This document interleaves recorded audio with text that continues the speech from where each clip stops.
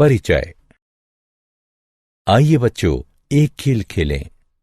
उस छात्र को पुरस्कार मिलेगा जो मेरे द्वारा छिपाए गए चॉकलेट के डिब्बे को खोज लेगा। सर, लेकिन हम इसे कैसे खोजेंगे? क्या आप हमें कोई सुराग देंगे?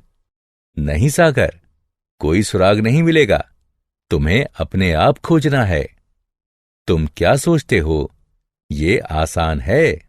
सर, मुझे नहीं लगता है पूरी कक्षा इसे खोजेगी और इससे अव्यवस्था फैल जाएगी। सागर, तुम सही हो।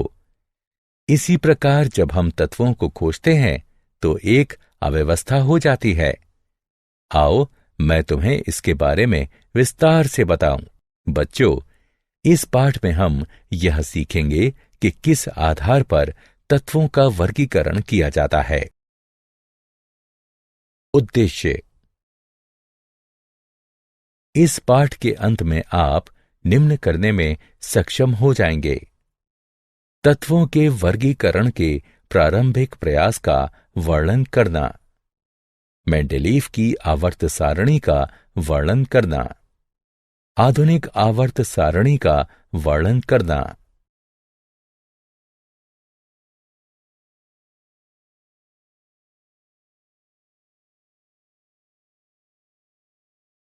तत्वों के वर्गीकरण के प्रारंभिक प्रयास। आरंभिक काल में वैज्ञानिक तत्वों को पूर्णतः धातु या अधातु होने के आधार पर वर्गीकृत करते थे। इस वर्गीकरण की अपनी सीमाएं थीं। सभी तत्व केवल दो वर्गों में विभाजित थे। इस कारण धातुओं का समूह बहुत विशाल हो गया। कुछ तत्वों में धातु और अधातु दोनों के गुण थे। उन्हें किसी भी वर्ग में नहीं रखा जा सकता था। इसके कारण तत्वों के वर्गीकरण में किसी प्रतिरूप या नियमितता की पहचान और फिर वर्गीकरण की आवश्यकता बढ़ गई। डायबेराइनर के त्रिक। सन 1817 में जर्मन रसायनज्ञ वुल्फगॉन्ग डायबेराइनर ने समान गुणधर्मों वाले तत्वों को समूहों में व्यवस्थित करने का प्रयास किया।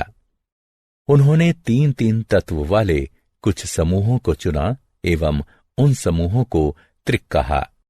डायबेराइनर ने बताया कि त्रिक के तीनों तत्वों को उनके परमाणु द्रव्यमान के आरोही क्रम में रखने पर बीच वाले तत्व का परमाणु द्रव्यमान अन्य दो तत्वों के परमाणु द्रव्यमान का लगभग औसत होता है। उदाहरण के लिए कैल्शियम Ca 40, स्ट्रोंटियम Sr 88 एवं बेरियम Ba 137 के त्रिक में पहले और तीसरे तत्व के द्रव्यमानों के मध्य दूसरे तत्व के द्रव्यमान के बराबर है, यानी 40 जमा 137/2 बराबर 88 म्यू।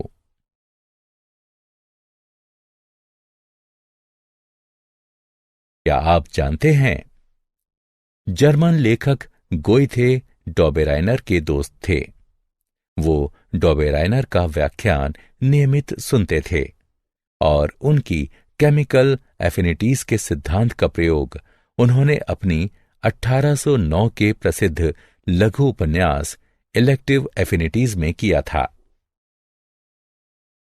न्यूलैंड्स का अष्टक सिद्धांत। डायबेराइनर के शोध ने दूसरे वैज्ञानिकों को भी तत्वों के वर्गीकरण के लिए प्रेरित किया। त्रिक ज्यादा उपयोगी नहीं थे क्योंकि वो एक साथ केवल 3 तत्वों को वर्गीकृत करते थे। सन 1866 में अंग्रेज वैज्ञानिक जॉन न्यूलैंड्स ने खोज की कि जब तत्वों को परमाणु द्रव्यमान के आरोही क्रम में व्यवस्थित किया जाता है तो प्रत्येक 8वें तत्व का गुणधर्म पहले तत्व के समान होता है। इसे अष्टक सिद्धांत कहा गया। इससे केवल कैल्शियम तक के तत्वों को इस क्रम में व्यवस्थित किया जा सकता था, यद्यपि उस समय तक 60 से ज्यादा तत्व ज्ञात थे।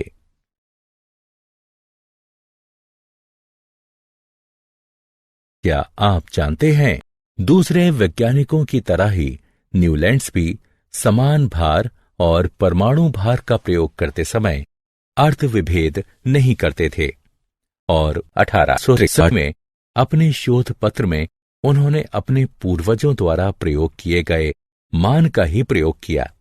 इस पद को अब सापेक्षिक परमाणु द्रव्यमान कहते हैं।